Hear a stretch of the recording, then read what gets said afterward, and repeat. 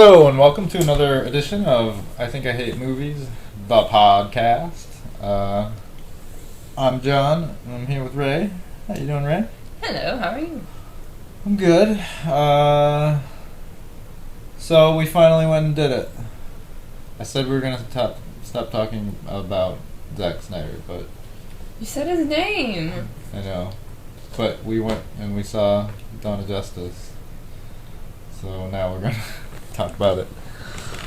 April Fools! April Fools! Just kidding. Yeah. Happy April Fools. Happy April, everybody.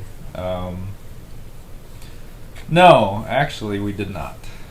Because I really am done with him. Mm-hmm. Yeah. April Fools. April Fool? Part 2. Part 2. No, but we did watch some good movies. Good, I think they're good. Thought-provoking, post-2010 movie. Yeah. For the first. Sure. Yeah, we did watch some good movies, as opposed to our usual appetite for Schlock. Our usual masochistic movie review lineup. So, Life of Pi. Mm-hmm. Yeah. I like pie. Pi Patel? Piscine Molotov Patel? The other thing more like pecan pie, Oh yeah, pie's pretty good. apple pie, Cheese pie. cheese pie, cheese pie, Chicken pot pie. chicken pot pie is good. Pecan pie. I don't know. I think I would actually make the argument that cheesecake is cake and it's the best cake. Oh, okay. If you're gonna be like that. But it's got a pie crust. Yeah, it's also pie. It's the best everything. It's best dessert. Yeah, I love cheesecake. Anyway, Life of Pi. So this is an Ang Lee movie from 2012, Yes. I believe. It's based on a book by Jan Martel, Mm-hmm. which I also just sped read through so that I can be entirely knowledgeable for this pod. Yeah, so you have a little bit more insight than I do, myself being only seeing the movie. But from what I saw, I didn't have a bad time. It wasn't... I don't know. Okay, let's talk about it. I guess we'll get the technical aspects out of the way first. Because actually, I really liked the way this movie looked. It's very beautiful. Almost as like an oil painting look to some of the scenes. Yeah, the whole like mise en scène, the whole movie has a very distinct feel. It's very distinctive, and it's very it kind of aligns with a lot of Ang Lee's other stuff, which I like because he's got a very cohesive and coherent style, which is kind of weird because he uses like his scene transitions are like right out of the Hulk. They remind me of... Oh, I should have looked that up. There's the French director who did Love Me If You Dare. Mm-hmm. And, he did another one too. But that's what it was reminding me of. I guess because it's the vibrant colors and those transitions. Mm-hmm. It's just making me immediately think of that. Yeah, I really like that. And I liked it in the Hulk too, but... So yeah, Ang Lee, he's got quite a resume. Like Brokeback Mountain, Hulk. Crouching Tiger. Crouching Tiger, yep. Life of Pi. So he's like a really diverse director, and I think the way he handles characters and visuals... It feels wholesome, I want to say. I haven't seen the Hulk though. Like I feel like he makes everything just the right amount of meaty in what I've seen by him. Okay, yeah, I can see that. I just really like his style. He's got a very colorful palette and a very colorful visual language that's very consistent through his movies. So, I guess to preface this too, this movie is about a shipwrecked boy. I guess we'll say boy. He's a boy. He's a boy. 16. This happens. Yeah. Shipwrecked boy on a boat, stranded in the ocean, with a tiger on the boat, and that's kind of reductive, but it's pretty reductive. Well, you know, yeah, we'll get into it later, but so the tiger on the boat half the time is CGI, and I got a really bad impression from the trailers. I remember when I first saw him when the trailers were first airing, the tiger. I don't know, there's something about it. There's like an uncanny valley quality to it. Yeah, there's a lot of moments where it almost seems a little too cat-like. Mm-hmm. But I mean, in the context of the movie, it works. Yeah, it works really well. Yeah. So yeah, that ended up looking really good. I think, yeah, really distinct. He actually uses because the whole movie takes place on a boat in the ocean, basically. You know, I'd say 75% of the movie. He does a lot with scenery. You could say he does a lot with reflection. He does a lot with the reflection. Wink, yeah. audience. Yeah. So he uses a lot of visual metaphors, and but I mean, outside of that, like having one environment basically for the whole movie, he uses that wisely, makes the best of it, and it's very diverse. So he's got nighttime scenes and storms and, you know, sunsets and stuff, and uses like different times of day, different I don't know, the way he uses that one setting I think is remarkable. He makes it a variety of settings in one place. Yeah. Essentially. Yeah. So you're never you know, it's never visually boring or dreary. But he always seems to, I don't know, it's very emblematic of like the emotions that Pie's going through throughout his this ordeal on this boat. The performances were pretty good. I thought he was amazing, and I did not look up his name. Oh my god. Mm. Oh, that was bad. Too sucked up in the book. But the main character playing Pie, the actor who plays him, I thought he did really good. I thought he was alright. Yeah. And even in the beginning when you're just meeting his parents, even they are really good. They're really well developed, and also their aging is so good. It was almost like, is that a different actor? When that looks so, like, the makeup was so subtle that it looked so realistic. I can't tell if they did the taped facelift thing and then just let it go gradually, or what. That was really well done too. Yeah, costume, wardrobe, makeup, that kind of stuff is it's kind of subtle, but it's not underdone. It's realistic. It's very well done. Yeah. Yeah. Yeah, I thought that was pretty good. So let's get into the meat of this movie.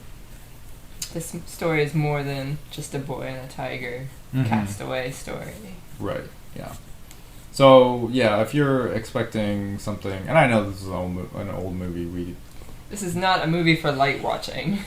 or older movie, I should say. We generally don't watch newer movies that are still airing in the theaters, because going to the theater is terrible, and it requires you to leave the house and be around people, and fuck that, right? But anyway, regardless. So I'm sure you know by now, but if you're expecting a story like Zemeckis' Castaway or something, this is not that movie. Okay, so this movie and book is basically about a boy's struggle with his own spirituality and faith. I would say faith and belief. Right. It's more faith. Yeah. Yeah. After the sinking of his ship, and also the death of his whole family. Mm-hmm. Right. So he's exiting India because he's born and raised in India, and for one reason or another, financial, whatever it may be, his family is kind of forced to leave. So they take a boat, and his father has inherited a zoo's worth of animals. It's animals of every kind, right? Mm-hmm. He's selling and trading them along the way, which they don't show as much in the movie. Okay. But yeah, he's mostly selling everything so that he can afford a home in Winnipeg, Canada. So he's trying to get to Canada. And also, I suppose it's important to note that there isn't just one story in this story. Right. This is a layered story. It is layered. So it starts off, and I knew very little going into this movie. So the setup, there's an older Pi retelling the story, right, to an author. An author that scrapped an old novel that he was working on in India because he couldn't afford to go to Portugal where he was basing his new novel. And then while he's debating his current novelistic path, Mamaji, Pai Patel's uncle, honorary uncle, who taught him to swim when he was younger, happens to meet this author, who in the book is actually posed as the author of the book, which is interesting and kind of sort of foreshadows this double-layered story. That there's a boy I forget where he lives now. Oops. There's a boy who will tell him a story that will make him believe in God, and he needs to talk to him. So he goes all the way to meet Pi, and that's where the story sort of is framed. Right. So, yeah, there's a back and forth between the narrator and Pi's story unfolding throughout the movie. So anyway, one night, storm comes, boat crashes, Pi's the only survivor. Actually, you know what? Let me rewind. So, I didn't really know a lot going into this. I thought it was going to be a character study. And it's set up that way. It is a character study. It's just not in your normal circumstances. I thought it was going to be a very traditional character study. And this was going to be the story of Pi. And his, I guess, more of a focus on his struggle and his overcoming of it. But it ends up to be a lot more than that. But, the beginning, Ang Lee actually does a very good job of setting Pi up as a realistic character, a very believable character. It's, all, like, his ambitions, his motivations, his loves, his hates, his weaknesses, they're all kind of laid out and they're very clear. And I thought that was done really well. I think it was too. I think it's part of what makes it such a dramatic drop-off to what happens. I feel like it was supposed to do that. Where it's just like, and then this is his life now, stuck on a boat. For almost a year. Right, and so that's where it kind of diverges into this very mixed metaphor where it's kind of subversive and overt at the same time. I think I may have messed you up by alluding to it. Well, I should have let you go in totally blind, but I couldn't contain myself because I had seen this movie and I had gone in blind, and I was blown away when I watched it the first time that it was actually a movie that was like making me think, where I was like, there's no way that there's this much thought into this movie as it was going on, and then it actually ended up having that level of thought to it, and I was so excited. My neurons were firing. I was so glad to see a movie like that was fairly new at the time. So I was like, I had to share this one for this pod. I ended up enjoying it a little bit. I don't know. I have some problems. We'll get to them. This is a story of faith. Pi loses his family. So, I guess warning too. This is gonna have spoilers in it. But oh yeah, definitely.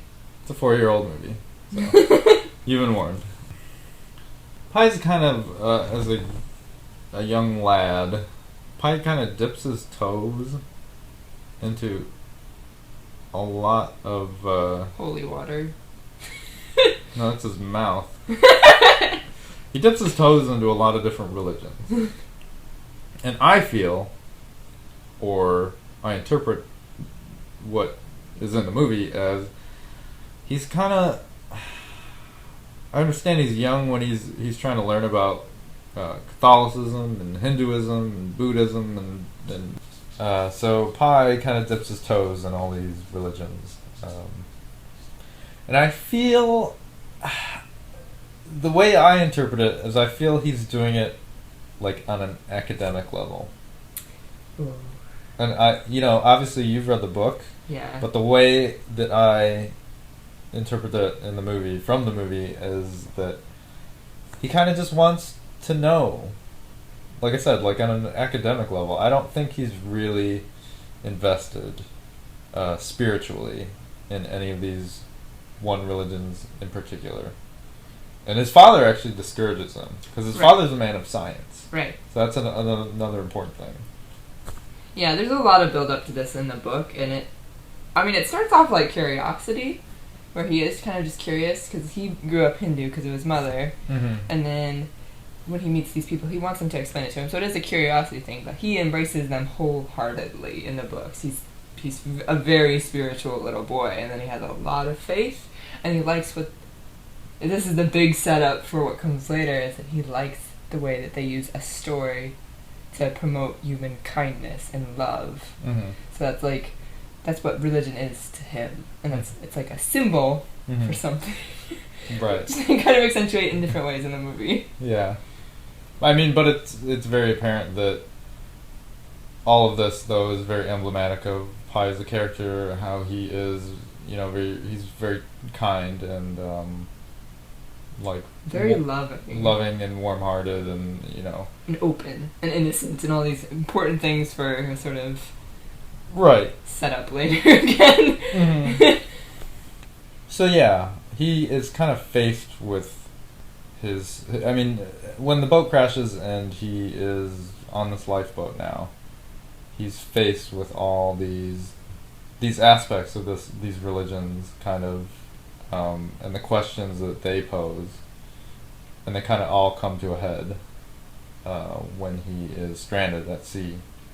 And he's stranded at sea with a tiger at first, a tiger, an orangutan, and a hyena. And a zebra. And a zebra, that's right. So these are the sole survivors of this boat wreck, this shipwreck.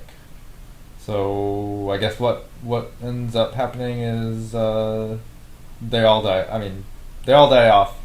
Except for the tiger. Except for the tiger. Okay. The tiger is the last to live. So the zebra is eaten by the hyena, is that correct? Yeah, the zebra, upon landing on the lifeboat, which it jumps into, it breaks a leg and it kind of cripples itself. And there's a hyena and a tiger hiding in the lifeboat that Pi doesn't realize are hiding under the tarpaulin. Or tarp? That's right. Tarp. Let's just call it a tarp. And then he finds an orangutan after the boat sank, floating on a bushel of bananas, and he brings her in. And then it's slow, natural progression, if you want to say. And yeah, it's interesting. Yeah. So now he's got to learn to survive on this boat with this tiger. So at first he's afraid of the tiger, right? He wants nothing to do with the tiger. His father told him when he was a child, the tigers are animals, and they'll turn on you. Look in their eyes. Their eyes are full of all you see is you instinct. Reflected back at your emotions reflected back at you, is what his father says. Right. And his father being a man of science, Pi takes this very literally in that context, right? Yes. So when he sees the tiger, he sees this animal wants to kill me. So you have themes going on, like survival and desperation and strength. So he builds a raft and kind of keep himself away from the lifeboat with the tiger in it. He builds a raft and hangs off the end. Yeah, and he isolates himself from the tiger completely. And he's got his rations, and they're kind of cohabitating for the most part. But eventually he ends up on the boat with the tiger. and he decides to tame the tiger. I don't want to go too much into plot. I mean, the taming of the tiger is an important symbol, but yeah. But I guess we should just jump to the end. Okay. Let's just jump to the end. So spoilers. Let's land in Mexico already. Right.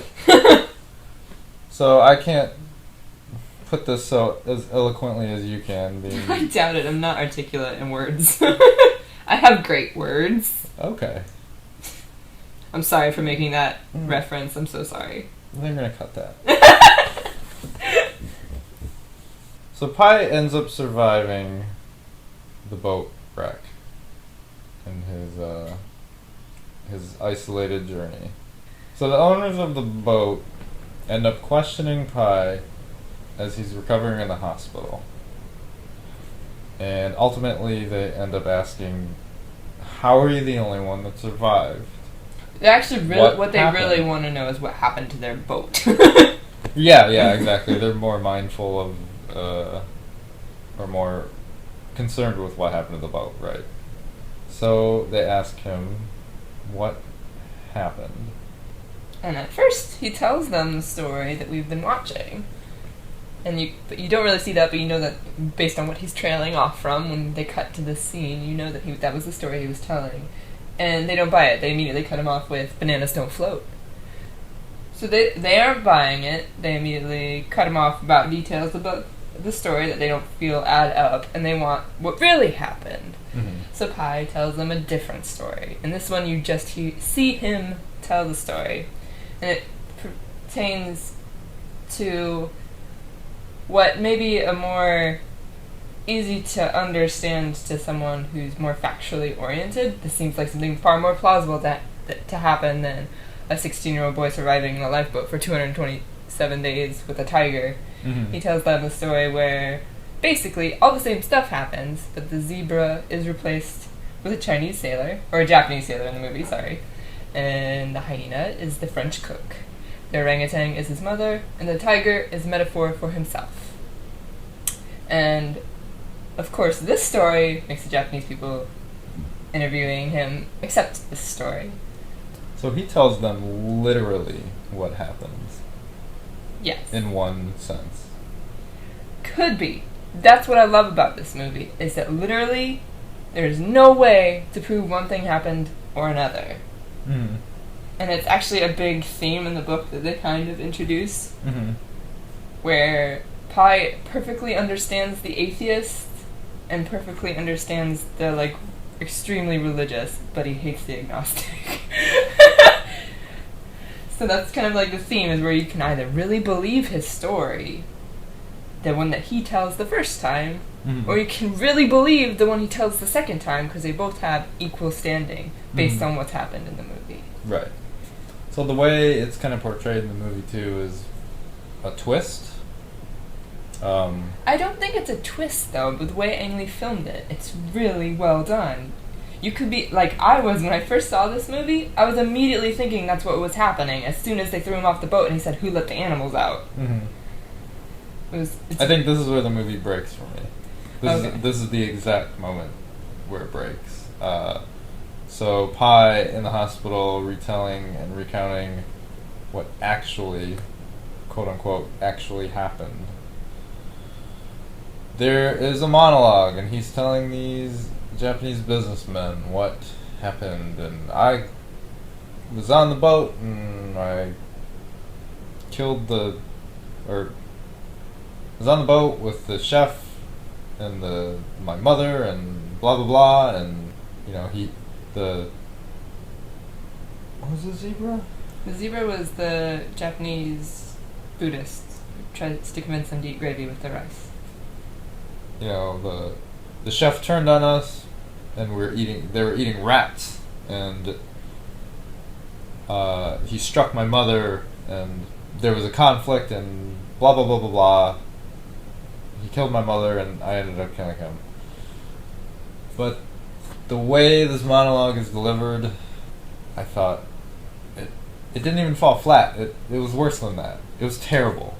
It was awful. His performance was so good throughout the whole movie, and I mean, I don't want to pay too much credence, but I believe this was his first movie. His performance is remarkable throughout the movie, and he's got to work with this tiger, this live tiger, and the CGI tiger, and you know, the direction's great, and then this monologue is so fucking... It's awful. It's terrible. It pulled me right out of the movie. Oh. It's like a... It was like a soap opera. Like I a TV definitely soap don't opera. feel that way at all about the monologue, but okay. Yeah, I mean, you know, I don't know whether to pin it on his performance or the screenplay, but... And like I said, I don't know if it's taken from like the book verbatim. 'Cause I didn't It's read not. The book, it's way more detailed. Okay. But regardless, you know, just the way he's delivering his lines, and it is one take. I'll give it that. It's like one long take, and it's a, you know, very intimate close-up shot. But I just thought that was so terrible. It was awful, and that was the part where, if you want like the duality of this conclusion is ambiguous, and it's supposed to be ambiguous. Yeah, each of those two stories is given totally equal credence to me. Right. In mine. But his performance broke it, and for you. I want it right. For me. No, yeah, that's absolutely for me. But the performance was so bad that I wanted to believe the tiger story. And I know that's not the point of this ending or this scene. It is supposed to be ambiguous, but the fact that when he is recalling the tiger story, it's very natural, and it's, you know... Well, you don't see him recall the tiger story. Right. You just see the tiger story. Right, and that's why I feel like it was almost played like a twist. Like a M. Night Shyamalan style twist or something, and that's what it comes across as to me. But I mean, other than that, the movie's fine. But I need to call out that last monologue. It was bad. It was just bad. But I get the point, and I get I can still understand the thematic elements going on here. Real quick, I noticed the boat. The colors that they use, so they use red and white. The boat's red and white in the movie, and I thought maybe that was, at first when I first saw that, I was like, oh well, this is a clear metaphor. This is he's in purgatory, right? Or like it's got red, the fires of hell, and white, the light of heaven, and he's kind of in the middle. And there's a lot of scenes where the skyline and the horizon and the ocean are reflected, so there's like this clear split in the scene, and I was like, oh my gosh, is he dying this whole movie? And well, yes. Well, yeah, I mean, on the inside, right? And his spirit literally is being physically too. He's dying. Yeah, and his spirit is being tested. Yes. But I thought he was literally on his death throes, and this was, I mean, obviously he's speaking as an older Pi. Mm-hmm. And regurgitating the story, but I was like, that's a really odd choice. I just thought that was weird. I just needed to call that out. I didn't even think about that, to be honest. Yeah. I know in the book it's orange that stands out a lot. Like everything good is orange. It's marked with orange. Okay. But that's it might have been orange. Oh no, it's not in the movie at all. Like it's literally noticeable. Like the locker where he gets all the food is orange. His life jacket's orange. The tiger is orange. Right. The cat at the end, which isn't shown in the movie, where he has a cat that's orange. Yeah. Yeah, so this ends up being a movie that's less about kind of the human spirit and the will to survive, and more about the human condition and spirituality, belief, faith. I think it's also kind of a pretty interesting analysis of why people want religion in their lives. Mm-hmm. To me, granted, I'm like the most atheist person, so I would love to hear someone who's very religious watch this movie and see what they come out with it. Because from a distance, this seems like a really good movie for a religious person. But that's the point, right? Because at the end, he says, you know, he's reciting these two stories to the author, and then he proposes the question, yeah, you know, which one do you believe, or, you know, I don't know Which how do you he words prefer? it. Which do you prefer? Exactly. It's like a divining rod for if you have faith or if you don't. Yeah. Do you put your faith in science, I should say. Because actually that's kind of a theme in the book, too, is that science is the faith itself. And science helped him survive. Right. Because all his father's teaching and all his, like, kind of practical knowledge were the things that helped him physically survive, and then obviously his faith let him, you know, his spirit survive and his will to keep going. So there is, oh, well, I wanted to bring up one more thing too, quick, because you have referenced this, and I don't have much, or as much insight into this. So, it's like at the end of the second act, he ends up on an island in the middle of the ocean, and this island is kind of first presented as an oasis. Yeah. And it's like, oh my gosh, salvation! He's saved. He's safe.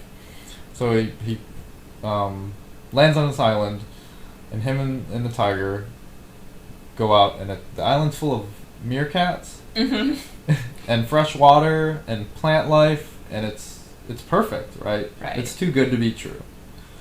And he ends up finding out that this island is a giant Venus flytrap. a giant Venus flytrap, right? And also how it's visually represented in the movie, it's shaped like a man. Shaped like a man, right? That isn't in the book, and that was a neat touch. I think that makes it more clear, considering he eliminated the part in the book that comes right before that island, so that kind of also adds a bit more meaning to it. Okay. Yeah, so but making it a man shape kind of helps that. Yeah, put this, help me interpolate this scene, put some context to this, because I thought when I first saw this is not happening. This is it. He's dead. And then obviously he escapes the island. But telling the story. Right. He's a ghost! And it was directed by Shyamalan the whole time! The ghost the whole time. And then... Yeah. Okay, so in the book, before that scene, we get a scene in the book that's excluded from the film, where Pi starts hearing a French accented voice talking to him, and he naturally assumes it's Richard Parker, because it's the only thing that could be talking to him in this area. And who's Richard Parker? Richard Parker would be the tiger. Sorry, we have left that vital bit of information out. That's fine. Not important. And then, it turns out, this is after Pi is so hungry he has literally gone blind, and he cannot see. And he's talking to this person says that they're also blind. And he ends up, I think he bumps into another lifeboat in this scene, and he meets another passenger who's the blind Frenchman, is who he's called in the book. And he pulls him aboard without thinking about Richard Parker being under the tarp, who is also starving as well. So as soon as this Frenchman gets into the boat, after they've talked about food and culture for a chapter, as soon as this Frenchman makes contact with his boat, Richard Parker lunges out from under the tarp and eats him. So, then, right after this scene, they land on this island. Now, the island is lush and green, and it's full of all these temptations. It's covered with all these crawling animals. Why the choice is meerkats, I honestly have not figured out, and I didn't want to cheat. But they're food for Richard Parker, and they're probably just like greenery to Pi is the meerkats to Richard. Right. And they kind of gorge themselves. During the day, they gorge themselves and they play and they have fun for the first time in forever. And then at night, the meerkats freak out and climb into the trees. So Pi follows them. Richard Parker runs to the boat. He wakes up during the night and he notices a bunch of dead fish carcasses floating up in the ponds in the middle of the island that were full of fresh water during the day. So the scene seems to be a sort of metaphor. In the book, it's definitely the metaphor for sort of introspection happening at night, or sort of like self-despair, where he analyzes stuff he's done during the day. Because if you're taking the second interpretation, because of course this would be the story symbolic version of the thing, this could have actually happened in the first story, if you believe. Right. Or it could be that it's the self-despair and reflection that happens thinking about the consequences of everything he'd done, because obviously the tiger is Pi in the second version of the story, which means he just killed and ate someone, which would explain why the island is carnivorous, and all these things that he feels guilty about are welling up in this pool. And also in the book, this blind Frenchman confesses that he's killed 2 people, a man and a woman, which you would know would be the French cook. Mm-hmm. So it also kind of pinpoints who this Frenchman who he's bumping into the lifeboat with is actually the French cook who he says in the later version of the story is the one who killed his mother, who he later killed in like a revenge attack, and apparently also ate in this version of the story. So the island kind of represents his guilt. Right. But he kind of feels righteous about it in a way. Sort of, yes, he feels like he needed that reflection to be able to survive, to cope with what he did. He needed, because it's also about, there's a constant theme too throughout the book about day and night, and how during the day, when stuff's active, when stuff's alive, when he's got a routine to do, he feels better, he's got purpose. Right. And then during the night is when the grief and the guilt swallow him, and he cries all night and he can't sleep and stuff like that. So it's sort of like this island, the physical metaphor of that. And then, so it serves a purpose in that he wouldn't survive without creating that symbol. This is like the biggest symbol in the book. Right. In the movie as well, probably. Yeah. So it's without creating that fantasy right then, he wouldn't have made it. This is his coping mechanism. In the second version of the story? Yeah. Yes. In one version, yeah. Yeah. Okay. Yeah, I totally saw it as him at death's door. And this was at either he's gonna give up and stay on this island and die, or he can go on. He'll be eaten by his own despair, because the island itself was carnivorous, right? That's a good point that I didn't clarify at all. Yeah, no. Yeah, in the book, it actually, at night, when he tries to jump down and investigate what's going on in the pool, it feels like he lands on acid and his feet instantly burn, like the island literally starts eating him that second he drops down, so he's like, back up in the tree! And that's why Richard Parker runs to the boat as soon as it falls to nightfall. This is probably the most important scene in the movie. It is, and it's also the most confusing because of the meerkats. I'm gonna cheat right after we record this. I've gotta know why it was meerkats. Because they're easy food. But when I'm watching it, when I was first watching it, I'm like, is it a symbol for the universe? Because there's that whole story of creation at the beginning, and meerkats are the ones that most look like people. They stand on 2 legs, and there's so many of them, and they're surrounded by the ocean, which is like the universe. And then in the movie, they go so far as to make the island shaped like a man, and he's crawling. And I'm like, there's got to be like a Hindu tie in here, but I don't know. Maybe I'm just grasping at straws. I don't know. Maybe they're just delicious. I know, that's what I was starting to feel like, because the island was so appealing to Pi when he lands there, that it's like he can literally eat everything. It's like Wonka lands. Yeah. And then that meerkats are the rough equivalent for Richard Parker, where he just can throw rodents at the... Well, I don't know what meerkats are. They might be weasels. They look like... They're like cats, right? Yeah? No, it's cats with a K. It's a whole different animal. Okay, yeah. Prairie dogs. I bet they're delicious, though. They're probably too sinewy. I bet they're delicious after 200 days on a boat with nothing to eat. Anything's delicious when you're on a boat for 200 days. That's true. There wasn't any sea turtle murder. That was a big thing in the book, and I'm like, they can't do that. It's an endangered species, so they like don't even promote it at all. That's like his favorite food in the book, and it's so funny that it's completely out of the movie. They're like, we're not going to kill sea turtles. That's awful. They'll just kill every other kind of fish. Yeah. Bludgeoned to death. Yeah. So that part of the movie was done well. Although the whole time you're kind of meant to believe that this is actually happening. And again, it's ambiguous. But once you get to that island, or once Pi gets to the island, then it's very apparent that this story of him with a tiger is...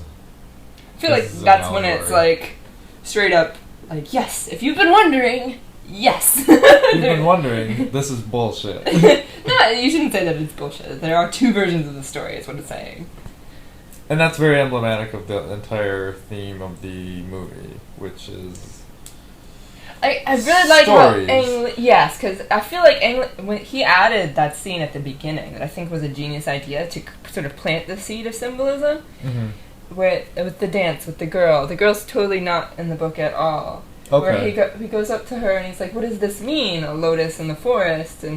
But first he asks, that's love, right? And then what does it mean, love is in the forest? But she's like, no, it also means lotus. Right. And then he's like, huh? Yeah, what does that mean? They totally foreshadow that. Yeah, because there's so much foreshadowing in the book that leads up to that page. There's like literally 130 pages. They're totally cut from the movie. Huh. But that scene was really good to put in there, so I gotta give props to whatever the storyboard or the writer or Ang Lee. I don't know who threw that in there, but it was a really good idea. Yeah, overall, I didn't hate this movie. I don't think I hate this movie. I don't hate this movie. This movie's alright. As far as visual storytelling goes, it really hits the mark. And I think it holds up to multiple viewings as well, because I enjoyed it very much the second time. I'm never gonna watch it again. But yeah, no, it's good. Especially a movie that is overtly about faith.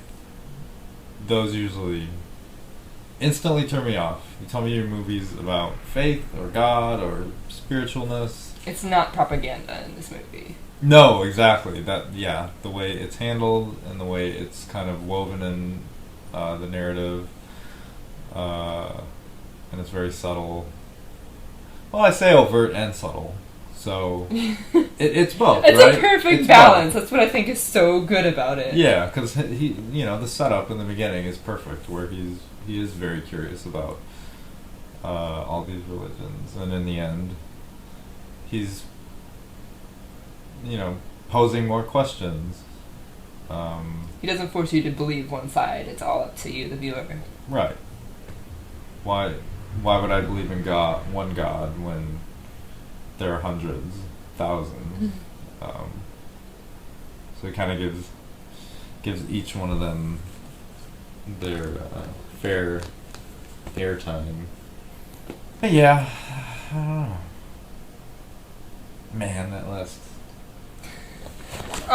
monologue in the hospital. Oh, I liked that. I thought it was good. It was terrible. It was so... It was terrible in the context that, the rest of his performances were good. It was pretty good. I feel like the scene would have been better if they just barely glanced at the paper. Just enough time for you to read the paper about the interview, where you could see what he was going to say in that story, and then they cut that story, so you just know that there's another version of the story, and you just saw it on that paper. I think that would work too, but I guess it's easier to spell it out this way in the film. Yeah. Well, yeah, that's the thing. It's like Ang Lee is a very visual director. Yeah, he doesn't get the best performance out of his actors in this particular scene. I thought the performance was good. It's bad! It's so bad! It's like a melodramatic theater reading. Like, it's like Have you been to theater? It's like an audition for a play. Like, it's an audition for a movie. bad. I'll give it an audition for a movie, but not for a play. It's like he's reading it off the teleprompter. Like, it honestly feels that way. It's terrible. Like I said, it breaks... from otherwise a really great movie, it breaks right there. But then it ends, so... I don't have You can only be mad for so long. I can only be mad for a moment. But, so yeah, moving on, keeping with the theme. Or, I don't know, do you have any closing salient points about Life of Pi that you'd like to make? I think so. I think we covered everything. If not, I'll throw it in the blog or in the description. I think you covered more than everything. That was very concise. There's stuff to talk about. There's nothing. That's why it's good. Yeah. This renews my faith in movies. This is why I come to movies over something more passive, like a book. I mean, that's just how I am. Like, I'm visual. That's how I take information in, is visually. And I'm not, I like books. Don't get me wrong. But if I have a choice, my preference is always going to be a movie. I like them both because I like to take in perspectives. So I always love it when a book... Well, I shouldn't say that. I love when books have movies just to see another perspective of the book, because that's usually really interesting.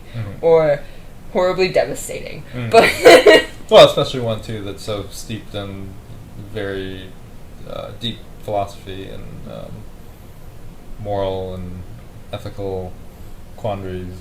So, but yeah, I wish I would have seen this when it came out. I wish I kind of regret waiting, but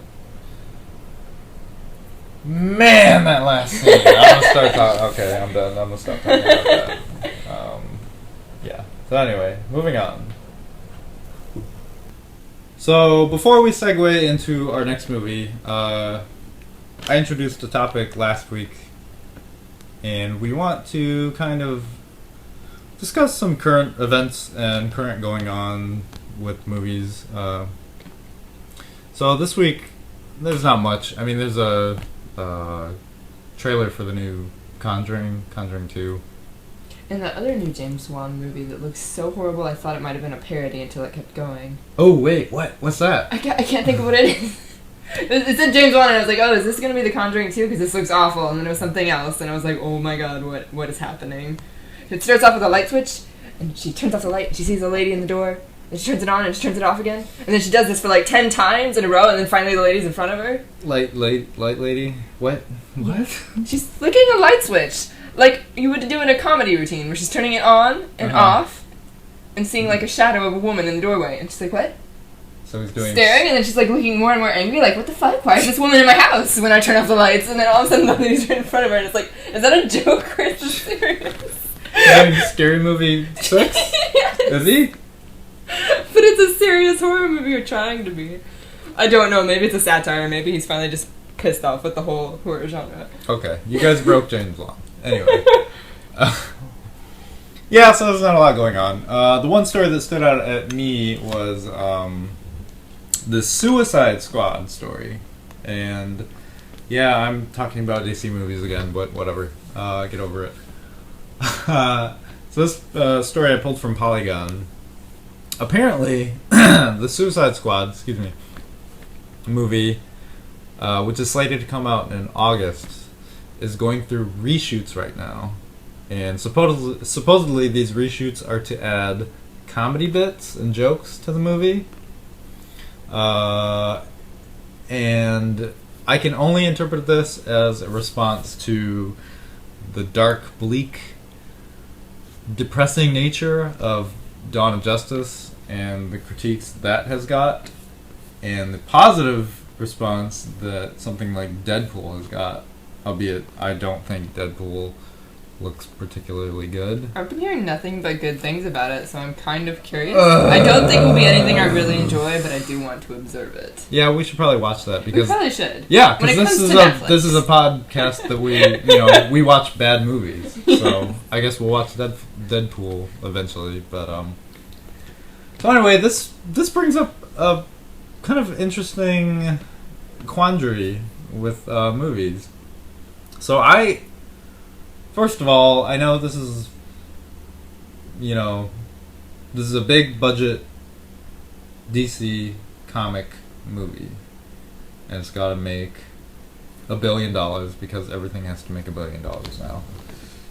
But I want to kind of put it under the lens and take a look at it from an ethical perspective. So for me personally, obviously this is just pandering, right? They're just pandering to a certain demographic. Yes.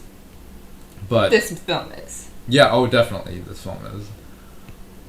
But from a conceptual level, reshooting your movie before it's even out to pander to an audience is fucking gross, in my opinion.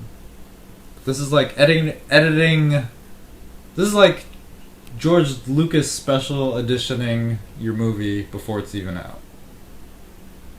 And I understand DC's got a bad rep now. Granted, they don't put out a lot of movies, especially if you want to make the easy comparison to Marvel.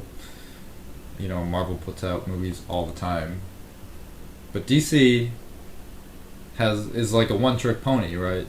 Like they have Batman, and Batman hits hard for them. But what else do they have? Yeah, They got nothing. I don't think they're even a trick pony. They're kind of like a kiddie ride pony that's trying so hard to be a trick pony. Right. So I don't know. I think this is gross. Like from a director's standpoint. Say you're the director of this film. This film? This film. Any film. Because I want to look at this conceptually, right? Conceptually. I want to look at this through, a conceptual lens. I'm the director. I made a film. This is my vision. I'm done. This movie comes out in 4 months. I don't know if from the time this is recording. So this movie is basically done. So it's not on the director right now at this point to make that call to say I want to reshoot. I want to make this movie funnier, or I want to add more jokes, because that changes the tone of the movie. Right. And this is obviously coming from, some WB or DC executives demanding that, Dawn of Justice, the Metacritic score is too low. Like, we're being criticized for being too dark and too gloomy and too bleak or whatever. Like, we need to have fun. We need to have fun like the Marvel movies do. And this is just, this is all speculation. None of this is based on fact. But I think if your movie is good enough to stand on its own, then it's good enough, right? Right. Or if you think it is. Right, if you think it is, that's fine. It's a different issue. This is a business movie to me. This is like the fast food of movies. Right. They're trying to get money. They're trying to pander. So in this sense, it makes sense. But are they? Because who are the Suicide Squad? Name the Suicide Squad. I have no idea. Exactly. Right. This isn't that kind of movie. This isn't Batman and Superman and Wonder Woman. This isn't these tentpole. It's Harley Quinn, the one loved on the internet. Okay. With Jared Leto, who's another internet huge actor. Okay, and who else? And Will Smith. Name the other ones. Name the Suicide Squad. They're trying to make something that's memorable to teens with characters that they think are dispensable. Right. Exactly. But I'm just saying the stakes in this are lower because they aren't these tentpole characters like Batman, Superman, and Wonder Woman. Like, you only get so many shots at Batman and Superman and Wonder Woman before you fuck it up so much that people are jaded. Like these are characters that some people have never heard of before. Right. So, as a director, if your vision is to make these characters in a certain way, or portray them in a certain light, maybe Harley Quinn is the funny character and she's gonna make all the jokes. That's fine. But if the rest, if there's a diversity in this cast, adding more jokes just turns, you know what I mean? Like, it turns everybody into a comic relief, and it just changes the whole tone of the movie. I think from a tone standpoint, I don't know. I feel like that's probably maybe the tone that they were going for. But why? Then that begs the question: why are they going back to reshoot stuff? It's not enough. It's not enough, exactly. So, you are right in that this is a business movie. Right. This is only here to make money and to build this larger universe for DC, so that they can make more movies and make more money. That they can experiment with their little kitty pony. Right. But also, to my point, I feel that I have no investment in any of these characters. Like, I will not see this movie. But are you sure on this pod?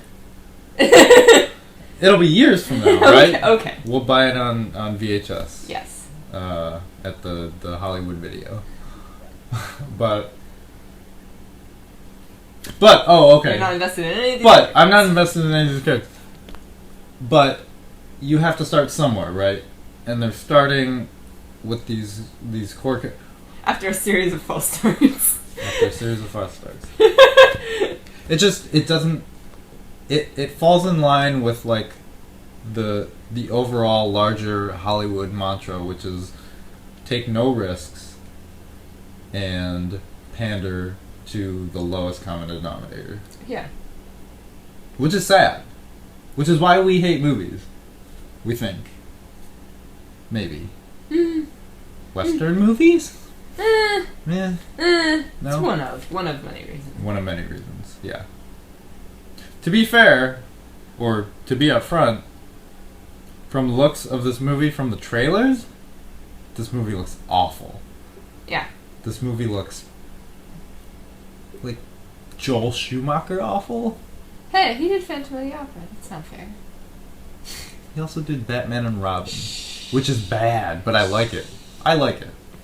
So maybe this, I don't know, maybe this will end up being one of those movies where it's so bad that it's enjoyable on some level.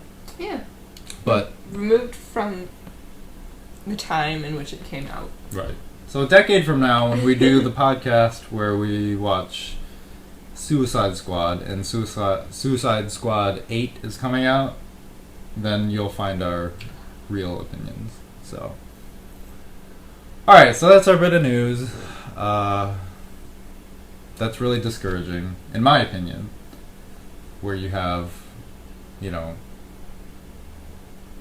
people like George Lucas who feel that they have this compulsive need to go back and fix things. This is really discouraging. But anyway, moving on to a lighter topic to segue into our next movie that we watched. We took a look at Wes Anderson's 2004 film, The Life Aquatic, starring Steve Zissou. And holy shit, 2004, that was 12 years ago. 11 and a half. 12. Maybe. Joke, I get it. Wow, I haven't seen this movie since it came out. I've never seen this movie, wow. Wow, it's still really good. It holds up. It's pretty good. I actually liked it a lot better than the last two Wes Anderson movies I've seen. And those were Moonrise Kingdom and Fantastic Mr. Fox. You liked it better than both of those? Yeah, really? I didn't really like either of those. Oh, really? Really? Okay. So, relative to Fantastic Mr. Fox and Moonrise Kingdom, how does it rate? Very well. Way better, yeah? Way better, I think. Okay. To me. I think this movie actually is a little more emblematic of Wes Anderson's style. I feel like, yeah, Moonrise Kingdom's probably closer to it than Fantastic Mr. Fox. Yeah. It's just none of those characters really resonated with me, but I know people who they would resonate with, so it's just not my sort of movie. Yeah. I'm not saying that's a bad movie, it just isn't my thing. Yeah. Well, Fantastic Mr. Fox is, I guess it's harder, even though the way that Wes Anderson writes his characters, it's still a little bit, there's like a disconnect there because they are animated or... No, to me it was style. It was because it felt like he was making up for the lacking in the character development and story with the actual... With the style. With the style, oh, okay. yeah. That one felt like it was the most lacking character piece I've seen by him, but it was made up for with style, but then that kind of made it feel like... I don't know how to describe what I have a visual of knocking over set pieces in my head, and I don't know if there's a phrase for that. Where I just want to poke a puppet play. Break a leg. Something like that. Or I made up one in my head that doesn't have words yet. Yeah. So, for those of you who aren't familiar,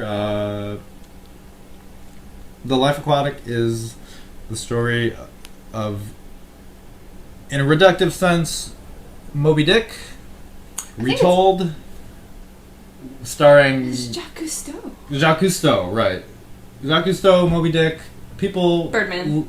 People looking for something. It's colorful Birdman. It's colorful Birdman, right. So, people looking for something, Steve Zissou. They've lost. Starring Steve Zissou, the arrogant, ignorant, fucking... insufferable asshole, washed out, imbecile that you may or may not grow sympathetic to. So yeah, I really like this movie. Yeah, in the pantheon of Wes Anderson movies, it's got two of my favorite ladies in it, so I was really excited. This ranks up there. Yeah. Angelica Houston and Cate Blanchett. Oh man, Cate Blanchett is not of this world. Neither is Angelica Houston. Yeah, but I guess I have more of a thing for Cate Blanchett. So, like, Wes, I guess, you know, there are things to talk about specifically with Life Aquatic, but I think maybe there's more of a conversation to have just about Wes Anderson movies in general, Sure. with Life Aquatic being kind of very, very important as far as, like, his style and stuff, and the way he directs. So I love Wes Anderson. I will admit I love basically everything he's done. I love Bottle Rocket. I love Royal Tenenbaums, Rushmore, Moonrise Kingdom. All, you know, within varying degrees.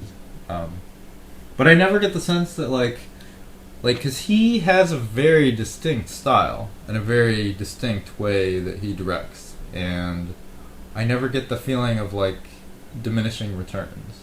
Like, I think he's always getting better, and I think he's always, at least if he's not getting better, he has a standard, right, that he at least meets. The two movies that I like by him more are his older ones, so I don't know.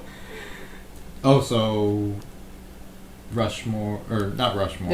I've only seen 4 Wes Anderson movies: Royal Tenenbaums, Okay. and Life Aquatic, and then the 2 most recent ones are Moonrise Kingdom, Miss Fantastic Mr. Fox, which I didn't like. Right. The other 2 I do really like. Yeah. So what do you like about this? What? Because I want to hear your perspective as someone who hasn't seen as many of his movies. I like his palette, and I like his set design is really huge and kind of adds a quirkiness to it that makes it really interesting. Almost, I don't want to say light feeling, but it is light feeling. It's very twee, right? I want to say it's like sugar-coated depth. There's stuff that's depth and would be like kind of sad in another film, but the way he films it and the pacing of it especially, and also the oversaturation of really bright colors just makes it feel a lot more lighthearted than it is. Yeah. Like, looking at Birdman and then looking at this, it's 2 very different tones of the exact same sort of story. Exact same sort of characters, right? Yeah, I definitely agree with you there. His style, his set design, it's very twee, it's very kitsy. Yeah. But it's like very palpable.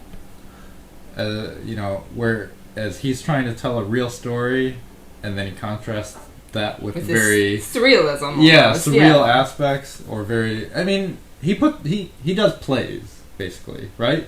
Yeah. Yeah. You know, he does these plays with these very exaggerated, like bombastic characters, but they're deeply ingrained with a humanity though that's really understandable in certain movies. Yeah, in certain movies. And it's weird, like the whole language of his film. Like, he makes his characters, like, they're very nuanced and they're very developed, but at the same time, all their characteristics are kind of at the surface. Yeah. And so it's very easy to read all of his characters because they're always working and moving. That's another thing that I think is really cool about his. Especially, it was really noticeable in Life Aquatic, where like you can constantly see characters moving in the background, and stuff that they're doing is sort of building their character in the background. So it's cool that there's constant set pieces moving, and that makes it, I think, a lot like a very busy play. Yeah, I know this is maybe a bad analogy or metaphor, but I see him as a composer. Yeah, that's a good... Or a conductor, I should say. Like, he's got all these moving parts. He's got his brass section, and his winds, and his violins, and strings, and drums, and percussion. But he has all these things, and he always has control. He always has a balance. Um, but you can always pick those things out. And nothing ever, I don't think, in my opinion, I don't think anything overpowers anything ever. Like, there's always a balance to his films where you're like, well, like, Bill Murray is, as playing Steve Zissou, is like, you know, he's being crazy and eccentric and he's shouting and swearing or whatever, but, like, he's not overpowering the scene ever. Mm-mm. Like, there's always something else going Perfectly on. balancing him out. Yeah, or like you say, balance. Like, that's perfectly it. Like, he loves, like, Wes Anderson loves symmetry. Yeah. Like, he uses, that like, scene with him and his wife where the lights black out and he's like, well, we're going on this mission, and that was like perfect, where she was like countering everything he said, and then his accountant, financial advisor, Dumbledore. It's like the way that banter in that scene worked with the lighting was perfect. Yeah. Yeah, there's never an imbalance. There's always something going on. There's like a very clockwork, like, Rube Goldberg aspect to his movies, right? Which I'd adore. And this movie especially. And, like, I think this movie too, like, strictly from a visual aspect, it's always interesting. He's always doing, like, weird stuff with lighting and color and just his weird techniques. He uses, like, claymation. I think this was significantly before Fantastic Mr. Fox. Yeah. So I want to say he always likes using practical effects. This one looked like it did have some straight up CGI in it, though. Yeah, because I can remember.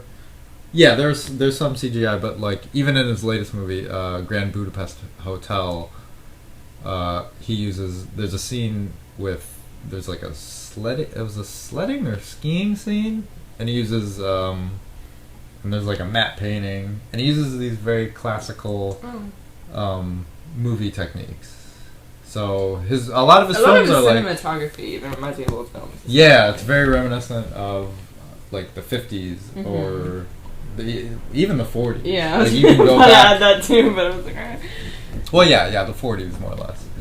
I mean, granted, we've lost most of the films from that era, sadly. It was after that noir phase and that vamp era. It was when it started getting quirky and with a lot of practical effects and humor. It's that era. Yeah. But that's it. Like, if you don't like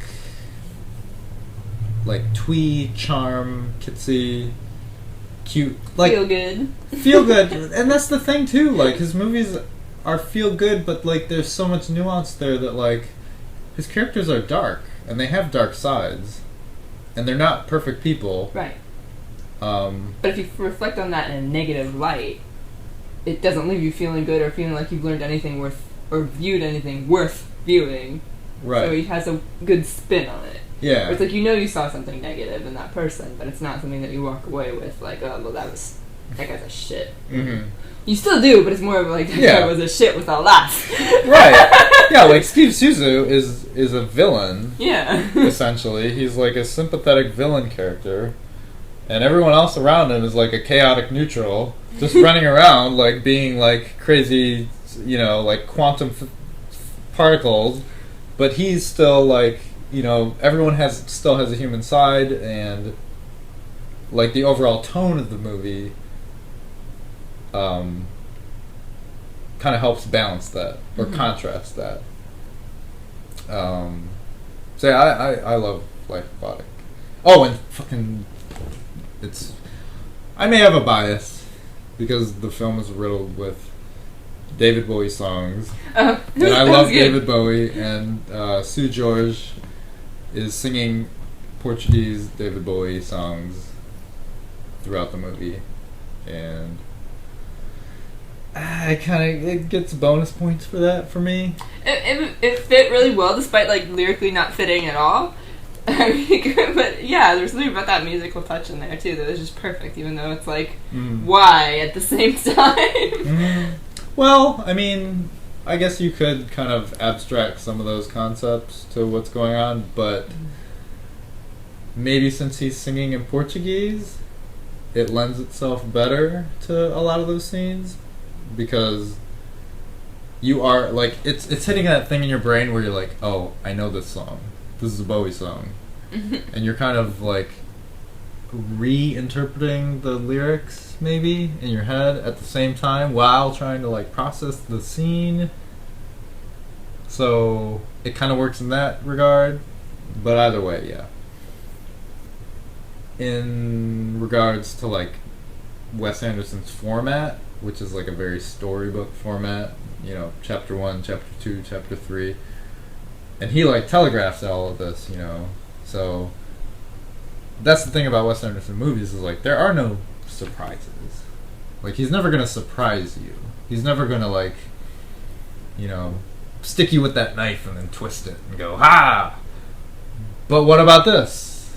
But it's never predictable in that manner because he telegraphs it throughout the movie, and I just like that. I like how they're like children's movies for adults. Yeah, that's how I would say it too. And like I don't mean that to be like, I don't mean children's movie pejoratively.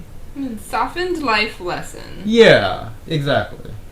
Like just give me the meat. Give me the fruit here. Like give me the good parts. But I don't need all the filler. And that's great. And he does it with like a huge cast too, which is always kind of impressive. Like he had, like I said, like he's got a lot of moving parts in his movies. I really like that. So what do you curious about Wes Anderson? What do you think your next Wes Anderson's gonna be? I do want to see Grand Budapest Hotel, but I might want to try one of his older films. I really don't know that much about any of them that I can think of. Yeah. Trying to think. I think Bottle Rocket was the first one I saw, and that was with the Wilson brothers. That's a pretty good movie, but I haven't seen it in like a decade, so I'm not sure. I don't know. I'd have to reevaluate that. I really like Rushmore, but it was maybe a time and place thing. What was that one? It's with Rushmore with Jason Schwartzman's pretty good. But yeah, that may be time and place thing. I don't know. A lot of his movies. I don't know. Maybe I'm wrong. Maybe because I'm thinking like maybe a lot of those movies are steeped in nostalgia, and it's not something you can go back to. But I actually think you can. I might try that because a lot of his movies, like you said, are like simple story, like children's stories or whatever. What? You said that. Well, I said that, and then one. I said soften life. Soften life lessons. Yes. That's what I was looking for. I think they do cater to a nostalgia though, like especially with Moonrise Kingdom. That felt like a really nostalgic movie for a person I was not. So that's why I'm like, I feel like this could really resonate with a lot of people, but I'm just not one of those people. Well, no, I just mean from a sense of like when I saw them, like a literal nostalgia. Oh, okay. Because Moonrise Kingdom's only like 2 or 3 years old, but I mean, I saw Rushmore when it came out, and that was 2000. Oh, not even 2000. That was 1998. Oh, okay. So, wow, that movie's almost 20 years old. Jeez. Anyway. Did you drive to the theater? Probably not. Mom dropped me off. I guess that's more emblematic of Wes Anderson as a director then. I mean, like, truth be told, like, he's been making movies for a long time, and he is, in my opinion, he's one of my favorite directors. And it's interesting, considering the things I like and tend to gravitate towards. I do enjoy like darker, like deeper stories, but I guess I watch these instead of schlock, maybe? I don't know. Like maybe this is a counterbalance to all the just dark garbage I watched. You know, like I have all 3 Pusher films on DVD. It's like I need to counterbalance that with like 3 Wes Andersons. Otherwise, something bad will happen. Maybe. To your soul. Yeah, I don't have a soul.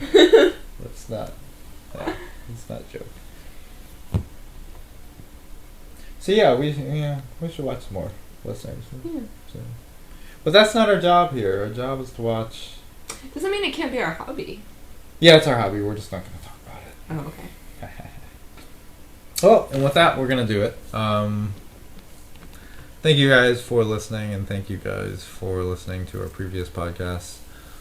Tune in next week. We will have another one for you.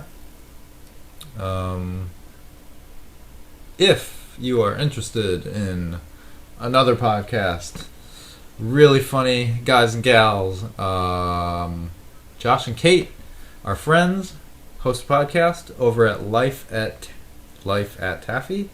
That's not it. That's not right. That's not right at all. April Fools. April Fools. Haha, gotcha. Lifewithoutaffy.com. Go check that out. Check out the Life Without Taffy podcast. That's hosted by Josh and Kate, like I said before. Those guys are great. Those guys are funny, drunken dum-dums, and we enjoy their musings every week. And you should too. Their grievances. They're funny. They're good guys. Guys and gals. Kitties. And kitties. So go check that out. And yeah, we'll be back next week. If you have a grievance with us or a suggestion or whatever, send it to Josh and Kate. Send it to Josh and Kate.